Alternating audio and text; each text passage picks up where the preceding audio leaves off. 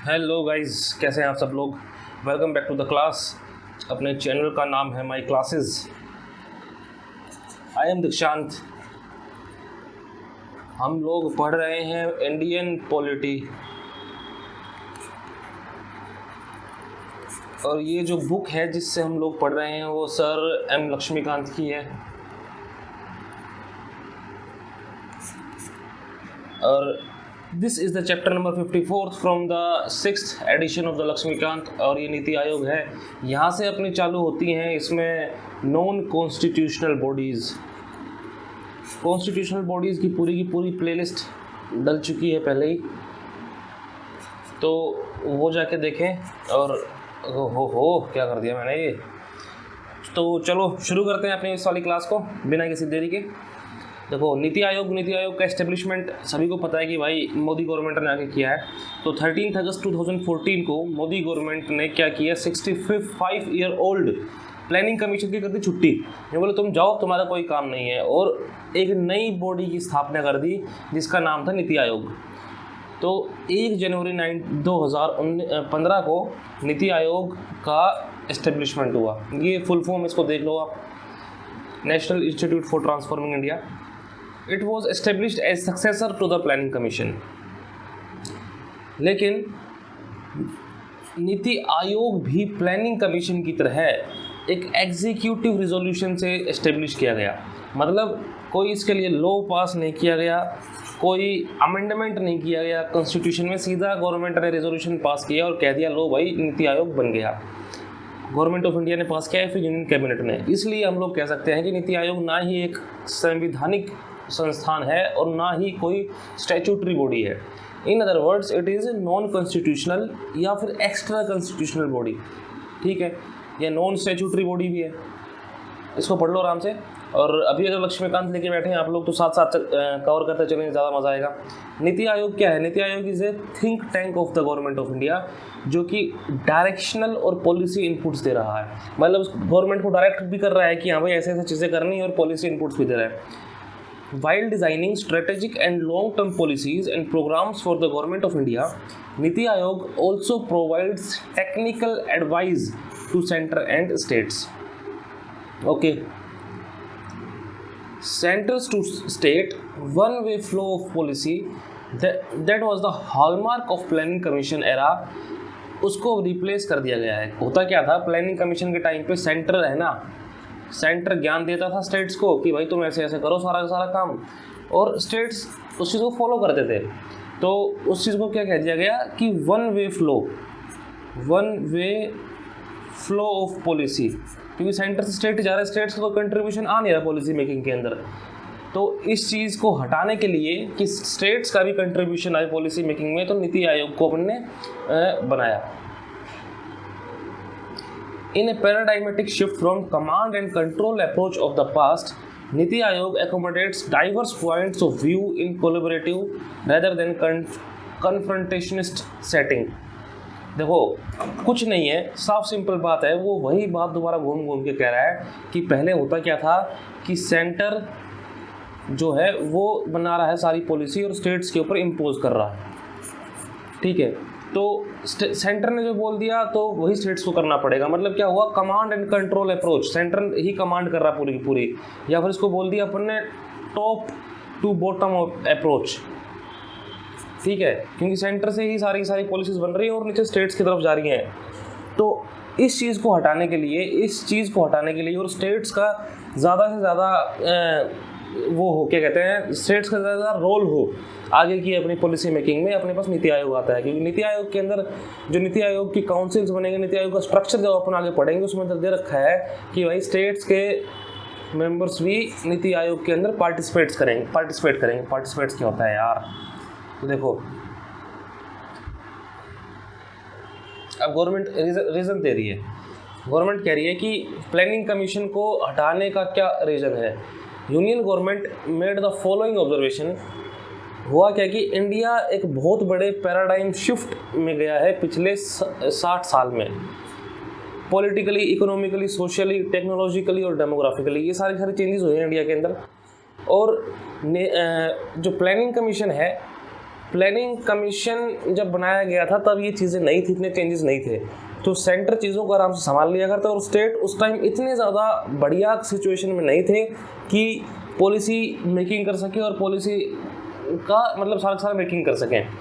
तो ये कहता है कि 60 साल बीत गए, स्टेट्स इवॉल्व हो गए हैं, स्टेट्स को हर स्टेट के ऊपर सेम पॉलिसी इंप्लीमेंट नहीं की जा सकती, इसलिए to better serve the needs and aspirations of the people of India हमने नीति आयोग को बनाया। इसमें कुछ नहीं है, ये ऐसे ही मतलब वही है, मतलब बता रखा है कि मतलब काम की चीज़ें नहीं आता कुछ।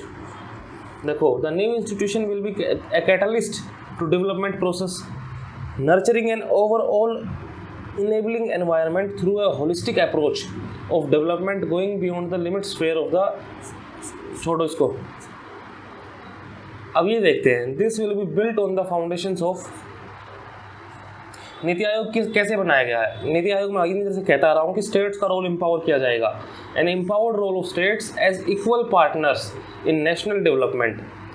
ठीक है, देखो अब सभी को पता है कि अगर स्टेट्स का पार्टिसिपेशन बहुत ज़्यादा होएगा तो फेडरलिज्म बढ़िया होएगा, फेडरलिज्म बढ़िया होएगा तो मतलब कोऑपरेटिव फेडरलिज्म आ जाएगा। कोऑपरेटिव फेडरलिज्म मतलब सेंटर और स्टेट आपस में कोऑपरेट कर रहे हैं, ठीक है, सेंटर और स्टेट आपस में कोऑपरेट कर रहे हैं तो कोऑपरेटिव फेडरलिज्म आ जाएगा। सेंटर और स्टेट आपस में कम्पीट कर रहे हैं तो कम्पिटिटिव फेडरलिज्म आ जाएगा। तो वो वही बात है, ये पहला फाउंडेशन हो गया कि स्टेट्स का इक्वल रोल आएगा। एक second guys, just give me a moment.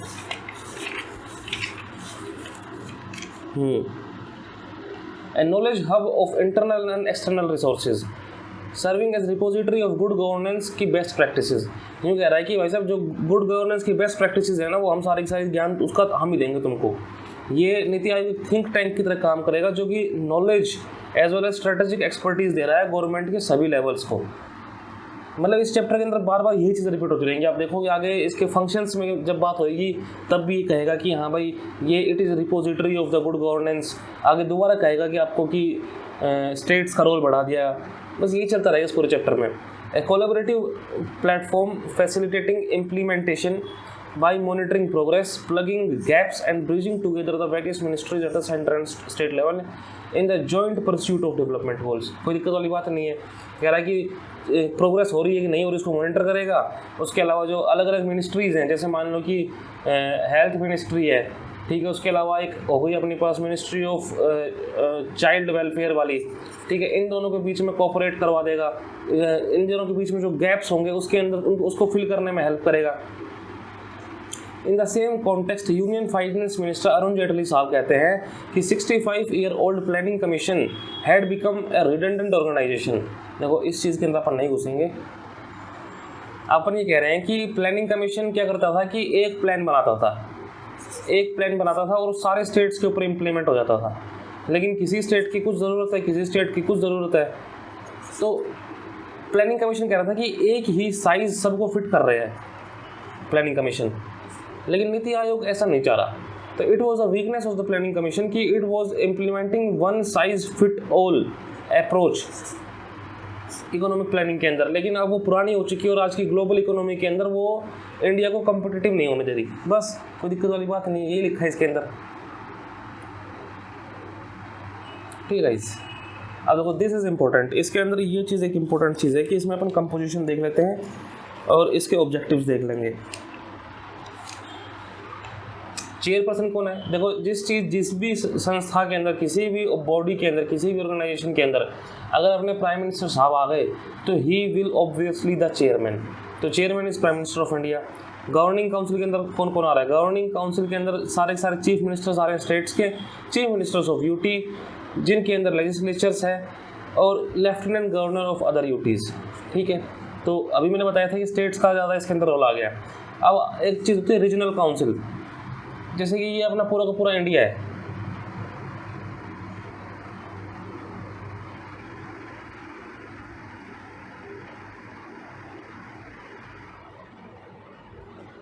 ठीक है, दिस इज इंडिया। अब किसी एक रीजन के अंदर अपने पास दिक्कत आ रही है, ठीक है, मान लो यहाँ पे जो दिक्कत आ रही है वो आ रही है वाटर वाटर स्कार्सिटी। तो अब ये रीजन है ना, कई स्टेट्स के अंदर पड़ता है। मान लो ये रीजन पड़ रहा है एमपी के अंदर भी पड़ रहा है, यूपी के अंदर भी पड़ रहा है, बिहार के अंदर भी पड़ रहा है, ठीक है, ऐसे कुछ भी ले सकते हैं अपन। तो अब इस रीजन को अपन ने चीज़ें ठीक करनी है, तो इसके लिए क्या कहते हैं, इसके लिए बनाई गई रीजनल काउंसिल।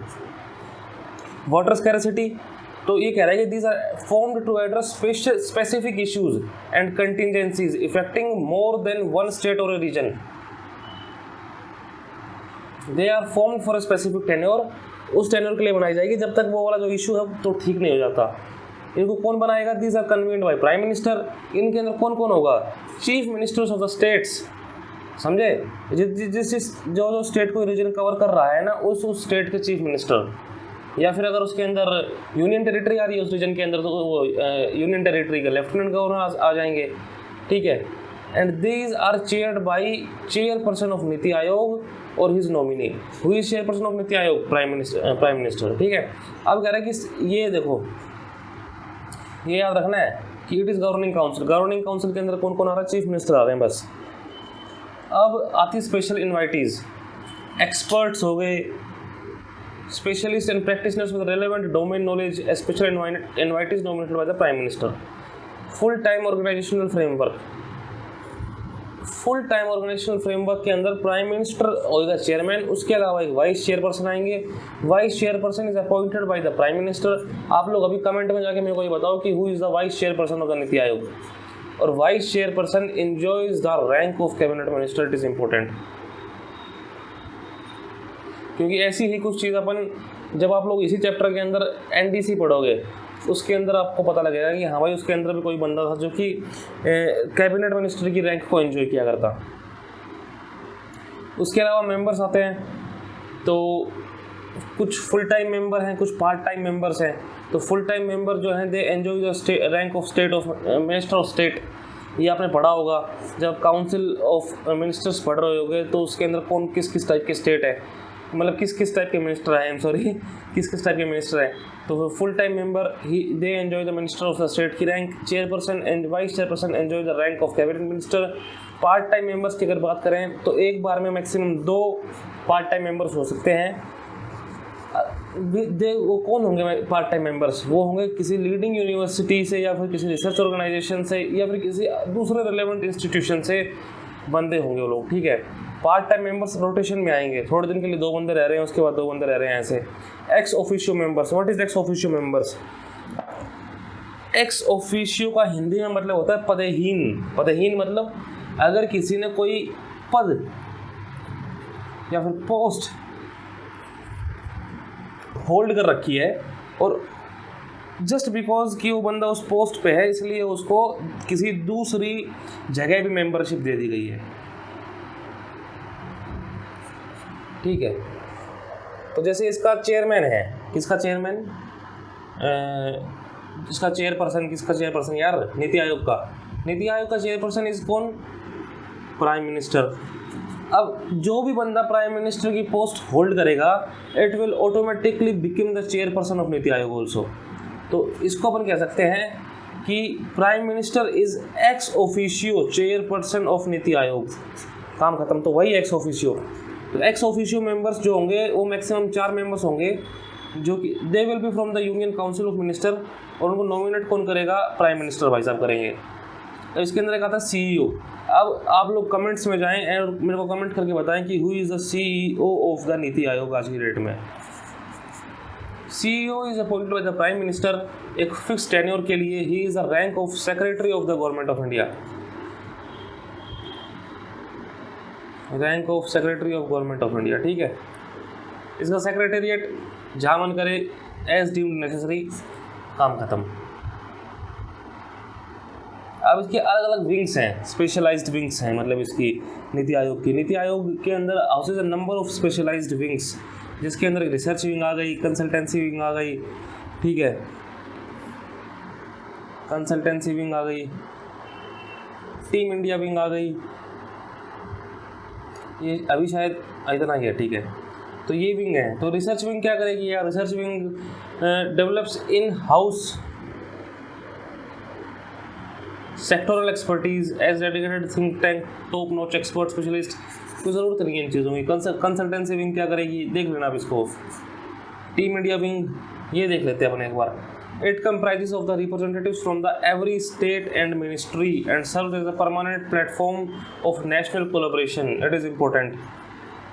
ठीक है, मतलब देखो इसके अंदर क्या है कि रिप्रेजेंटेटिव है हर स्टेट का एंड मिनिस्ट्री का, और ये परमानेंट प्लेटफॉर्म है। तो इसमें अपन ने समझ में आया कि इसके अंदर स्टेट के लोग भी हैं, सारे स्टेट्स के लोग इसके अंदर जब हैं, तो स्टेट्स के लोग हैं तो इट विल बी एक्टिंग, रुक जाओ यार, तो it will be acting as what, it will be acting as a body जो कि फेडरल कोऑपरेशन बढ़ा रही है इंडिया के अंदर, टीम इंडिया विंग। इसके अंदर क्या क्या होगा, it ensures that every ministry has a continuous voice and stake in the NITI Aayog, state and ministry, establishes a direct communication between state ministry and Niti Ayog for all development related matters and dedicated liaison interface। ठीक है, NITI Aayog functions in close cooperation, consultation and coordination with the ministers of central government, state government, while it makes recommendations to the central and state governments, the responsibility for taking and implementing decision based on them। This is very important। देखो guys, अगर आपसे पूछे कि how NITI Aayog is helpful कि India के अंदर federal cooperation बढ़े, तो ये चीज़ छाप सकते हैं अपन कि हाँ भाई कि नीति आयोग काम कर रहा है in the close cooperation of minister of central governments and state governments. और इसका एग्जांपल आप डाल दो कि नीति आयोग की गवर्निंग काउंसिल के अंदर स्टेट के बंदे भी हैं, सेंटर के बंदे भी हैं। उसके बाद आप डाल दो नीति आयोग की टीम इंडिया विंग के अंदर स्टेट्स के सारे मिनिस्टर्स के रिप्रेजेंटेटिव्स हैं। तो इस वजह से गवर्नमेंट जो है वो मतलब इंडिया जो है वो कोऑपरेटिव फेडरलिज्म की तरफ बढ़ रही है। ये कह रहा है कि नीति आयोग रिकमेंडेशंस तो देगा, लेकिन ये रिकमेंडेशंस को इम्प्लीमेंट करना सारी की सारी रिस्पॉन्सिबिलिटी है सेंटर की या फिर स्टेट गवर्नमेंट्स की। नीति आयोग सिर्फ रिकमेंडेशन कर सकता है। अब what are the objectives of the NITI Aayog? देखो इन दो लाइनों के अंदर, इन दो चीज़ों के अंदर दिया हुआ है सिर्फ कोऑपरेटिव फेडरलिज्म के बारे में। मैं आराम से पढ़ के बता देता हूँ आपको। ऑब्जेक्टिव क्या है? To evolve a shared vision of national development priorities, sectors and strategies with active involvement of states. ठीक है, कोई दिक्कत नहीं। To foster cooperative federalism through structured support initiatives and mechanisms with states on a continuous basis, recognizing the strong states makes a strong nation। This is an important line कि strong states make a strong nation। तो ये बात किसकी हो गई? Cooperative federalism की। काम खत्म। अगला पॉइंट क्या कहता है? अगला पॉइंट कहता है कि किस तरह से डेवलपमेंट मैकेनिज्म्स को अपने को बनाना है। डेवलपमेंट मैकेनिज्म ये कह रहा है कि अच्छा, to develop mechanisms to formulate plans at village level and aggregate this progressively at higher levels. Very good line, कोई दिक्कत वाली बात नहीं है। इसके बाद ये कहता है कि किस तरह से अपन नेशनल सिक्योरिटी का ध्यान रखें इस पॉइंट के अंदर।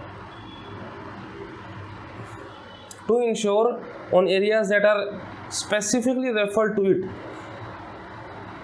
that interests of national security are incorporated in economic strategy and policy। ठीक है, अब आप इन चीज़ों के अंदर आपको एक क्रिस्प चीज़ चाहिए कि हाँ भाई अपन जो नीति आयोग का ऑब्जेक्टिव है वो ये है। इनको इतने पॉइंटों को रटोगे ना, जितने पॉइंट दे रखे हैं ये इतने पॉइंट को रटोगे पागल हो जाओगे भाई साहब, ना एग्जाम निकाल पाओगे, लास्ट तक सिर्फ नीति आयोग याद कर पाओगे। तो वो एक छोटा सा क्रिस्प चीज़ चाहिए। इसके अंदर देखो, इसके अंदर क्या कह रहा है ये? इसके अंदर it is trying to tackle inequality. आप लाइन को आराम से पढ़ सकते हैं। इसके अंदर जो बात कर रहा है ये कह रहा है कि डिज़ाइन प्रोग्राम फ्रेमवर्क्स, प्रोग्राम्स के फ्रेमवर्क्स डिज़ाइन करेगा ये। ठीक है, और प्रोग्राम्स के फ्रेमवर्क्स के बाद ये देखेगा कि प्रोग्राम्स के अंदर क्या प्रोग्रेस हो रही है, कितनी एफिशिएंट है वो, और मॉनिटरिंग करने के बाद, प्रोग्राम्स को मॉनिटर करने के बाद ये उनके अंदर इम्प्रूवमेंट बनाएगा। इम्प्रूवमेंट करने के लिए बताएगा कि हमें ऐसे ऐसे हम इम्प्रूव करेंगे। ठीक है, और ये कह सकता है कि हाँ भाई मिड कोर्स करेक्शंस, मतलब प्रोग्राम चल रहा है और चलते चलते इनके दिमाग में आया कि हाँ इस प्रोग्राम में ये गड़बड़ी है, तो बीच में टोक देगा कि भाई ऐसा करो, ऐसा करना आपको। चलो आगे चलते हैं। इसमें ये कह रहा है कि भाई encourage partnership between like minded think tanks. वो थिंक टैंक्स चाहे नेशनल लेवल के हों, इंटरनेशनल लेवल के हों, ठीक है। और improve partnership with educational and policy research institutes, ठीक है, कोई दिक्कत वाली बात नहीं है। आगे चलते हैं। To create an knowledge innovation and entrepreneurial support system through a collaborative community of national and international experts. भाई लाइक माइंडेड पीपल वाली बात हो गई ऊपर वाली, सेम टू सेम, कोई दिक्कत नहीं। To offer a platform for resolution of intersectoral and interdepartmental issues in order to accelerate the implementation of development agenda, ठीक है। तो क्या कर रहा है कि नीति आयोग एक प्लेटफॉर्म प्रोवाइड कर रहा है कि इश्यूज रिजोल्व हो सके, है ना, इश्यूज रिजोल्यूशन बिटवीन इन डिपार्टमेंट्स के बीच में इश्यूज आगे, सेक्टर्स के बीच में इश्यूज आगे। तो नीति आयोग कह रहा है मैं यहाँ हूँ, मैं तुमको बताता हूँ कैसा क्या करना है। एक रिपोजिटरी होगी of research on good governance and best practices in sustainable and equitable development as well as help their dissemination to stakeholders। क्या कह रहा है? To maintain state of art resource center। State of art क्या होता है? State of art का मतलब होता है कि ऐसी चीज़ जो आज की डेट में बिल्कुल एडवांस्ड है, ठीक है, जिस स्टेज ऑफ डेवलपमेंट पे है वो उससे ज़्यादा अभी डेवलपमेंट नहीं हुई है। तो एक state of art resource centre बनाएंगे और वो रिसोर्स सेंटर क्या होगा, उस रिसोर्स सेंटर के अंदर हम लोगों के पास सारी बेस्ट प्रैक्टिसेस होगी गुड गवर्नेंस की। इतनी सी बात बोल रहा है ये, रटना नहीं इसमें कुछ भी, बस एक बार समझने की कोशिश करो और आगे बढ़ो। To actively monitor and evaluate the implementation of programs and initiatives, including the identification of resources so as to strengthen the probability of success and the scope of delivery। चलो यार। To focus on technology upgradation, सभी को पता है इसके अंदर कोई ज्ञान की बात थोड़ी ना है। And capacity building for implementation of programs and initiatives, to undertake other activities as may be necessary in order to further the execution of national development agenda and objectives mentioned above। देखो ये एक line ज़रूरी है, आप कुछ किसी भी चीज़ का कुछ कर रहे हो ना, किसी चीज़ के बारे में बात भी कर रहे हो, तो लास्ट में उसका ये ऑब्जेक्टिव तो रहेगा ही रहेगा कि भाई हमने जो ऊपर बात कर ली ना वो तो ठीक है, लेकिन उसके अलावा अगर फ्यूचर में इसको लगे कि हाँ भाई ये चीज़ भी ज़रूरी है तो उसके ऊपर भी ये काम कर सकता है, ठीक है। Through the above NITI Aayog aims to accomplish following objective and opportunities. इन सारे ऑब्जेक्टिव्स के उससे नीति आयोग यूँ कहता है कि हम ये चीज़ें एकम्प्लिश करेंगे। नीचे वाली, चलो नीचे वाली क्या क्या चीज़ें हैं, कुछ नहीं कह रखा भाई साहब, दोबारा वही बातें रिपीट करेगा अलग तरीके से, और उसके बाद थोड़ी सी आगे चल के नीति आयोग में दोबारा वही बातें दोबारा से रिपीट करेगा, ठीक है। फंक्शंस के अंदर ऊपर वाली चीज़ों को दोबारा रिपीट करेगा कि भाई ऑब्जेक्टिव है। अब ऑब्जेक्टिव के अंदर क्या रहा है कि भाई हमको इनइक्वालिटी कम करनी है, हमको पॉवर्टी कम करनी है। तो अब नीचे क्या लिखेगा फंक्शंस के अंदर, भी कहेगा कि हाँ हमें को पॉवर्टी कम करनी है। तो घुमा फुला के बात तो वही हो रही है, तो इन पे आएंगे अभी एक बार मैं। उसके अलावा guiding principles, this is important.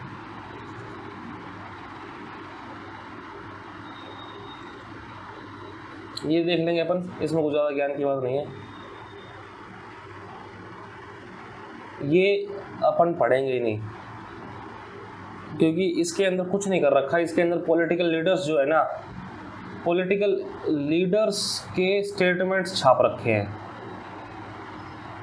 तो पॉलिटिकल लीडर्स के स्टेटमेंट छाप रखे हैं तो फिर क्या होगा कि, और यूपीएससी तो पॉलिटिकल लीडर्स के स्टेटमेंट को मानता नहीं है क्योंकि इन्होंने मन मर्जी जो बोला, बिना सोचे समझे कुछ भी बोल रखा पॉलिटिकल लीडर्स ने। तो ये क्रिटिसिज्म हो गया और ये इंपॉर्टेंट है, हम इसके बारे में बात करेंगे अटैच्ड ऑफिस के बारे में। बस इसके बाद प्लानिंग कमीशन आ गया। चलो गाइस फिर एक सेकेंड अपन दोबारा वही चलते हैं।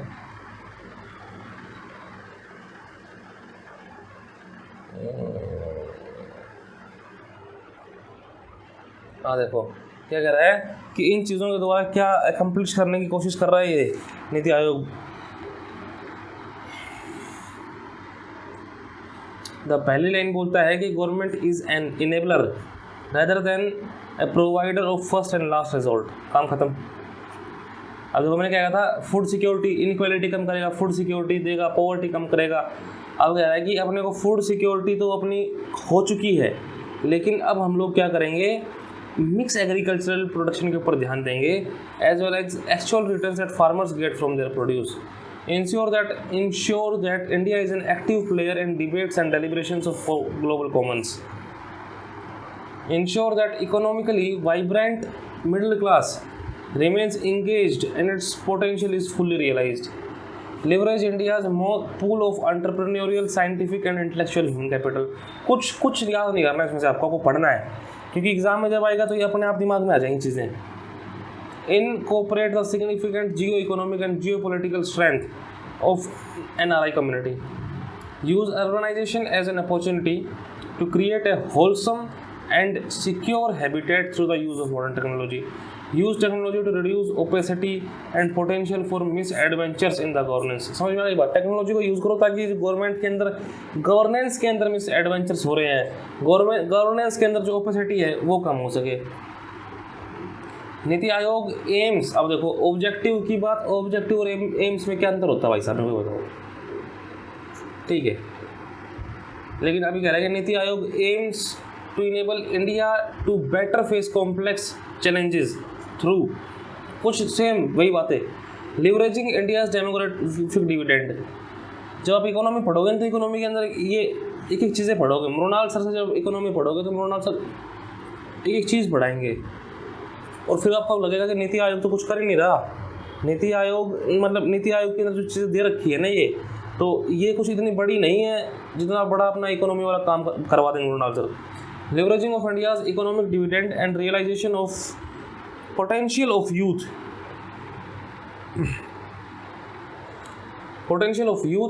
men and women through education, skill development, elimination of gender bias and employment। ठीक है, पॉवर्टी हटा देंगे,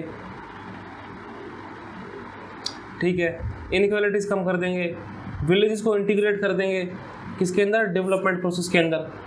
policy support to more than 50 million small businesses, वही एंटरप्रेन्योरशिप, जो 50 मिलियन स्मॉल बिजनेस हैं जो कि अपने एम्प्लॉयमेंट जनरेशन के अंदर बहुत ज़्यादा मेजर सोर्स है, उसको सपोर्ट करेंगे। सेफगार्डिंग और एनवायरमेंटल एंड इकोलॉजिकल एसेट्स। बस फंक्शंस देखो, इसके फंक्शंस को 4 पार्ट में डिवाइड किया गया है। क्या करेगा, policy design policy and programme framework design करने की बात कर रहा है। ठीक है, कोऑपरेटिव फेडरलिज्म जिसका ढिंडोरा अपन जब से चालू हुआ, चैप्टर कब से पीट रहे हैं, तो वो भी इसका एक फंक्शन है। चीज़ों को पॉलिसीज़ लगी, प्रोग्राम लगे, उनको मॉनिटर करेगा। मॉनिटर करने के बाद कहेगा अच्छा ये हमने इसकी मॉनिटरिंग करी है, इवेलुएट कर लेते हैं। थिंक टैंक है इसके अंदर, it is a think tank and knowledge and innovation hub. अब देखो 4 फंक्शंस इसके अलग अलग पार्ट में डिवाइड तो कर रखे हैं, लेकिन जब नीचे देखेंगे अपन लोग तो इसमें सारे फंक्शंस एक बार में बता दिए गए हैं। ठीक है, NITI Aayog is functionally divided into various verticals which are responsible for examining and looking into sectoral issues and priorities for national development and economic growth। इसके अंदर दोबारा कोऑपरेटिव फेडरलिज्म की बात हो गई। चलो आगे। अब इसमें एक ज़रूरी चीज़ जो है ना वो ये है, देखो मैं बताता हूँ, एक सेकंड रुको, बता रहा हूँ मैं, ढूंढने तो मेरे को हाँ ही मिल गया। तो इसके अंदर एक चीज़ है टीम इंडिया और एक है नॉलेज एंड इनोवेशन हब। 2 चीज़ें हैं। टीम इंडिया क्या करता है, टीम इंडिया मैंने थोड़ी देर पहले बताया था कि अपने पास टीम इंडिया की विंग है, स्पेशलाइज्ड विंग। उसने क्या किया था, उसके अंदर सारे स्टेट्स के लोग हैं। तो बेसिकली ये क्या कर रहा है कि it acts as an interface between centre and state. ठीक है, it acts as interface between centre and states. Team India hub ये करता है। और नॉलेज एंड इनोवेशन हब क्या करता है, it is a think tank acumen of NITI Aayog. ठीक है, it builds the think tank acumen of NITI आयोग। बस इस पूरे की पूरी चीज़ के अंदर यही एक इम्पोर्टेंट चीज़ है। और जो इसके अंदर चीज़ें हैं जैसे art of resource centre, repository, ये ऊपर आली है। NITI Aayog uniquely focuses thematic policy interventions which encourages convergence across central ministries, state government, partners, फलाना ढिमकाना। The convergence approach of governance is applied to achieve the objectives of NITI Aayog. ठीक है, देखो मेरे को पता क्या लगता है, मेरे को ये साफ साफ लगता है कि जो नीति आयोग वाला चैप्टर है ना लक्ष्मीकांत के अंदर, इन्होंने ये कभी कभी मेरे को लगता है कि बहुत जल्दबाजी में ऐड किया है। तो इन्होंने चीज़ों को, इसमें बहुत ज़्यादा डुप्लीकेशन ऑफ वर्क हो रखा है कि बार बार सेम चीज़ें आ रही हैं, रिपीट हो रही हैं। अब पता नहीं सीधा छाप दिया उठा के क्या किया है, लेकिन अगर और किसी साइट पर जाके अपन देखते हैं तो इसको बहुत क्रिस्प वे में दे रखा है।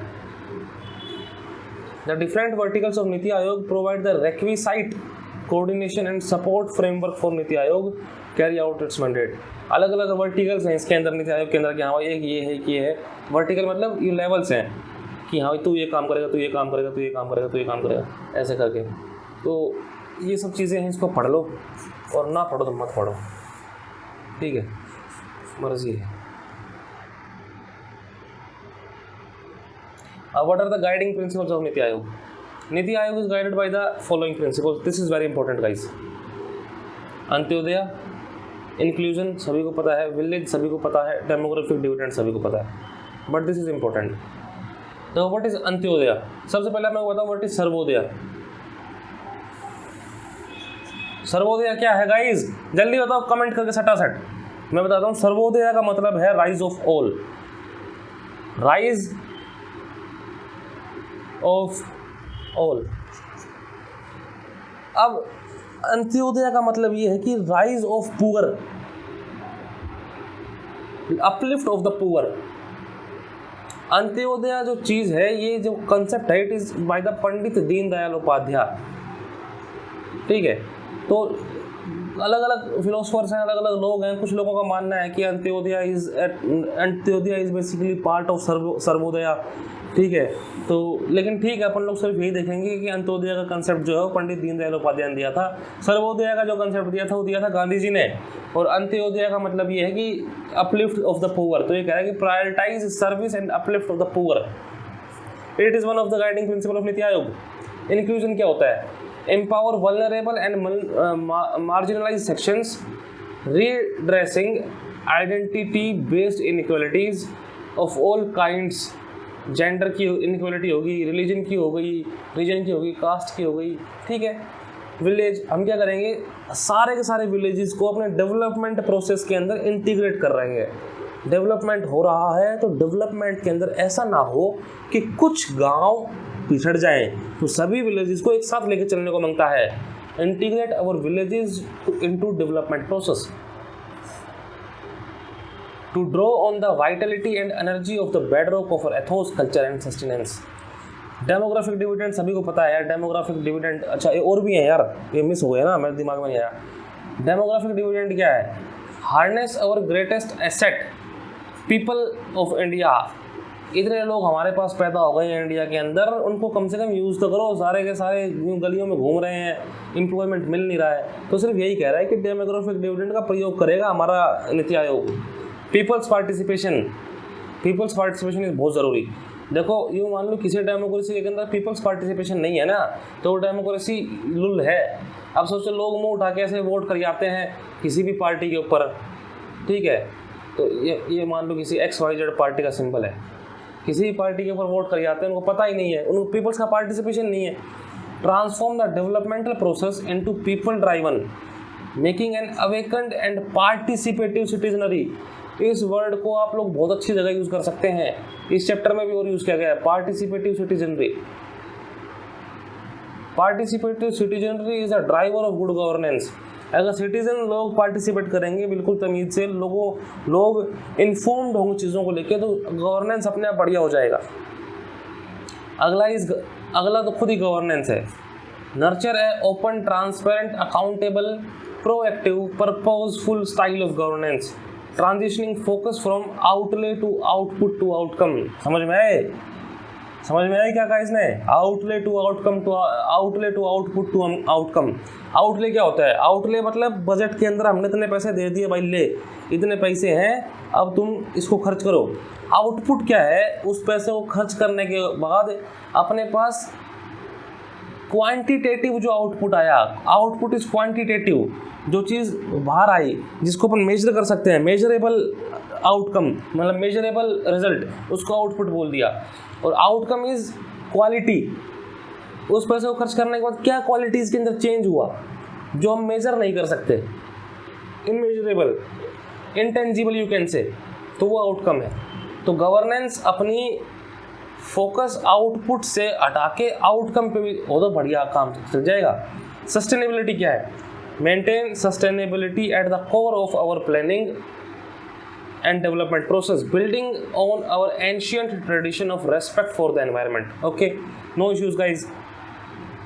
Therefore NITI Aayog is based on the following 7 pillars. इसलिए NITI Aayog is based on the in 7 pillars के ऊपर। देखो अब इन्होंने भाई साहब मतलब दोबारा वही बात कर देंगे कि प्रो पीपल एजेंडा होना चाहिए that fulfils the aspirations of society as well individuals, proactive in responding to citizens need, participative citizenry, empowering women, वही inclusion वाली बात हो गई, inclusion of all groups with special attention, SC ST OBC again inclusion, equality of opportunity। क्या आता है ये equality of opportunity? what is it? Comment करके बताओ। Transparency through the use of technology to make government visible responsive, transparency आए, opacity कम हो, government तमीज से काम करे, बस वही चीज़ें घूम फिर के। Through its commitment to cooperative federalism, promotion of citizen engagement, egalitarian access to opportunity. What is egalitarian?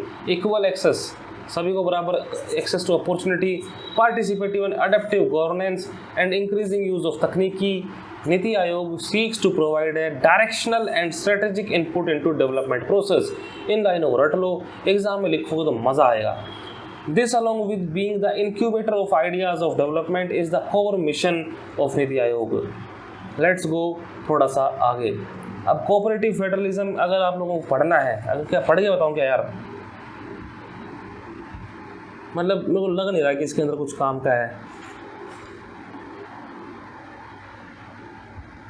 चलो पढ़ लेते हैं। अगर कोऑपरेटिव फेडरलिज्म के ऊपर एग्जाम में आ जाता है तो फिर बैठ के शक्ल देखने वाली बात हो जाएगी। NITI Aayog has been constituted to actualise the important goal of cooperative federalism. क्या कह रहा है नीति आयोग? बनाया इसलिए है कि जो कोऑपरेटिव फेडरलिज्म है वो अपना पूर्ण हो सके। And to enable good governance in India, build strong states. अब देखो यही लाइन थोड़ी देर पहले थी, strong states make strong nation. कितना रिपीटिशन। अरे एक सेकंड गाइस, में ज़्यादा हाईलाइट कर दिया।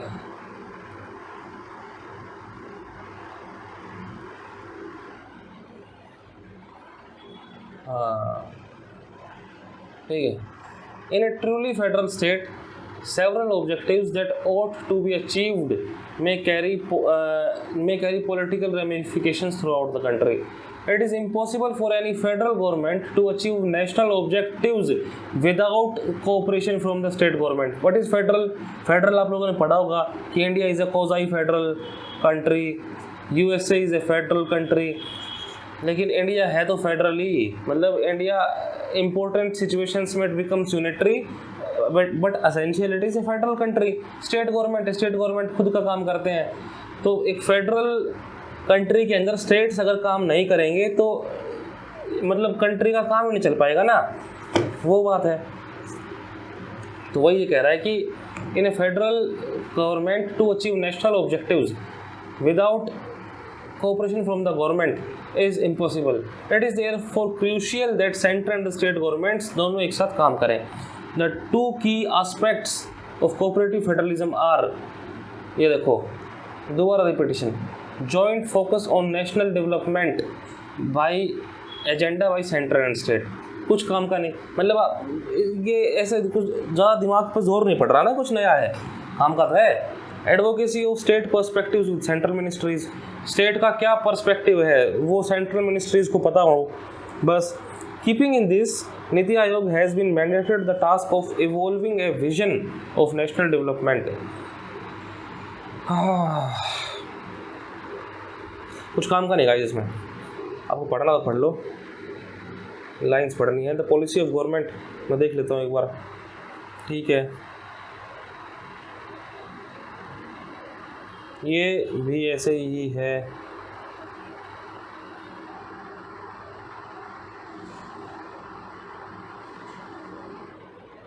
ये भी ठीक है, मत पढ़ो जाए इसको।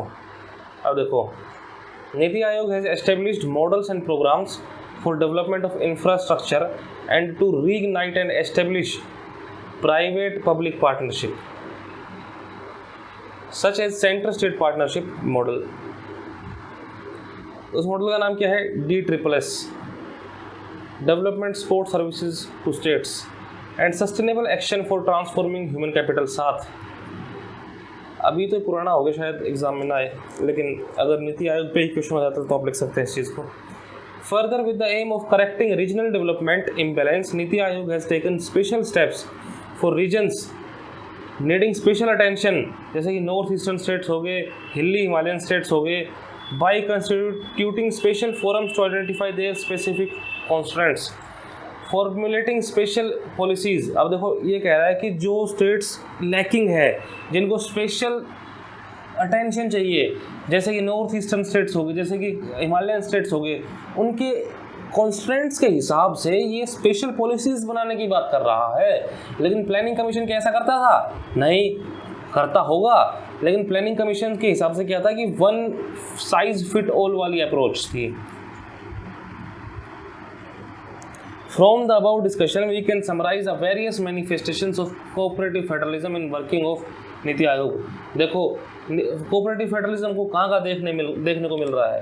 ये कह रहा है कि ये सारी अपन ने बात कर ली अब तक। अब इन बातों से हम ये देख सकते हैं कि नीति आयोग जब काम करता है तो नीति आयोग के इन कामों में हमको कोऑपरेटिव फेडरलिज्म की झलक मिलती है। मीटिंग्स ऑफ गवर्निंग काउंसिल, सही बात है, गवर्निंग काउंसिल के अंदर कौन थे? चीफ मिनिस्टर्स थे गाइस स्टेट के, ठीक है। Subgroup of chief ministers on different subject, बिल्कुल चीफ मिनिस्टर स्टेट के हो गए। Task forces on specific subject, NITI forum on north east, sustainable development in Indian Himalayan region, DSSS 7। इन जगह हमको झलक मिल रही है नीति आयोग की। ये नहीं पढ़ना भाई, दिस इज सीरियसली फालतू थिंग। अगर आपको स्टार्टिंग के 2 पहले अगर आप पढ़ोगे तो आपको समझ में आ जाएगा कि ये क्यों नहीं पढ़ा। This is important. Attached offices of the NITI Aayog. National institute of labour economic research and development, तो ये NILERD जिसका पहले का नाम था, हाँ तो गाइज छोटा सा पॉज आ गया था, हम लोग पढ़ रहे थे अटैच्ड ऑफिसेज ऑफ नीति आयोग। तो इसके अंदर 2 चीज़ें दे रखी हैं अपने को, एक national institute of labour economic research and development. तो national institute of labour economic research, यार कॉल आ रहे हैं बार बार, तो उस चक्कर में चीज़ें गड़बड़ रही हैं। तो national institute of labour economics research and development, इसको पहले बोलते थे institute of applied man power research. ये एक ऑटोनोमस ऑर्गेनाइजेशन है which is attached to NITI आयोग। इसका प्राइमरी ऑब्जेक्टिव क्या है? इसका प्राइमरी ऑब्जेक्टिव गाइस? रिसर्च करना, डेटा कलेक्शन करना, एजुकेशन करना, training in all aspects of human capital, planning, human resource development and monitoring and evaluation. देखो गाइस, IAM वो आर जो इसको एस्टेब्लिश किया था 1962 के अंदर, under the societies registration act 1860 as an institution that would function as a clearing houses of ideas. Clearing house क्या होता है? क्लियरिंग हाउस मतलब आइडियाज़ यहाँ से डेसिमेट हो रहे हैं, आइडियाज़ ही यहाँ से बन के आ रहे हैं, ठीक है। And undertake policy research on human capital development to inform perspective planning and promote policy integration. What is perspective planning? Perspective planning is long term planning. Long term planning, 20 साल की प्लानिंग कर रहे हैं, 25 साल की प्लानिंग कर रहे हैं। The main objective of institute is to advance knowledge about nature, characteristic and utilisation of human resources. इतना याद कर लो यार बस कि इसका ऑब्जेक्टिव क्या है कि advance the knowledge about nature, characteristic and utilisation of the human resource through research, education, training, consultancy etcetera. काम खत्म, ठीक है। एक second, IAMR has been renamed, इसका नाम चेंज कर दिया मोदी गवर्नमेंट आई, और इन्होंने कह दिया कि लो इसका नाम ये है। इसको फंड कहाँ से मिलते हैं? Funded by grants in aid from NITI Aayog and supplemented by its own revenue from. ये क्या कर रहा है कि ये ट्रेनिंग भी करवा रहा है, तो इसलिए इसको खुद का रेवेन्यू भी जनरेट करता है, which is generated from training activities, education वाले एक्टिविटीज़, प्रोजेक्ट्स करवाता है, रिसर्च प्रोजेक्ट्स करवाता है, इन सबसे ये खुद भी रेवेन्यू जनरेट करता है। ये अपन ने देख लिया, थोड़ी देर पहले पढ़ा था, उसका जो ऑब्जेक्टिव वही ऑब्जेक्टिव यहाँ छाप दिया कि भाई साहब sustaining, steering and systematic applied human resource planning, resource research process. समझ जाओ बस जो मैं कहना क्या चाह रहा हूँ, थोड़ा सा बीच में फंबल हो गया।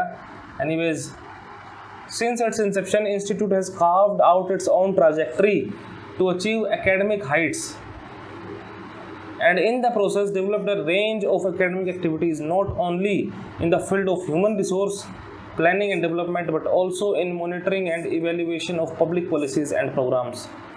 During the past few years, the institute has exhibited remarkable dynamism in addressing the कुछ नहीं है। दिस इज ऑल्सो, इसका नाम देख लो, दोनों के नाम देखो और थोड़ा सा ऑब्जेक्टिव देखो और आगे बढ़ो, कम पढ़ो आगे बढ़ो, कोई काम की जरूरत नहीं। DMEO office was established by government in 2015 as an attached office to NITI Aayog by merging erstwhile programme evaluation organisation. यहाँ दे रखा है इसके बारे में, एंड इंडिपेंडेंट इवेल्युएशन ऑफिस, इसके बारे में यही दे रखा है कि अटैच्ड ऑफिस है और इसके अंदर इन दोनों को मर्ज कर दिया गया है, प्रोग्राम इवेल्युएशन और इंडिपेंडेंट इवेल्युएशन ऑफिस को। DMEO is headed by DG who is equivalent to an additional secretary of government of India. इसमें अपने कुछ देखना नहीं है, और ये देख लो आप कि these are the functions of DMEO. It monitor the implementation of government programmes, help ministries to design terms of reference for evaluation studies, monitor the implementation of SDGs, promote spirit of cooperative federalism, conduct evaluation of government programs। बस हो गया, छोड़ो इसको। ठीक है, तो इतना अपना नीति आयोग हो गया। प्लानिंग कमीशन हम लोग नहीं पढ़ने वाले, हो सकता है इसकी अलग से वीडियो बना दूंगा प्लानिंग कमीशन की, और प्लानिंग कमीशन के साथ ही NDC की वीडियो बना देंगे, क्योंकि वीडियो हो रही है बहुत लंबी, इट्स मोर देन 45 मिनट्स। तो इट विल बी बेटर कि इस वाली वीडियो में हम लोग सिर्फ नीति आयोग तक ही रखते हैं, नीति आयोग तक ही रखते हैं। तो मिलते हैं आपसे नेक्स्ट वीडियो में। You guys are watching, channel का नाम है my classes. I am Dikshant, thanks for watching, bye bye, tata, take care, शबा खैर, जय हिंद, जिंदाबाद, बाय।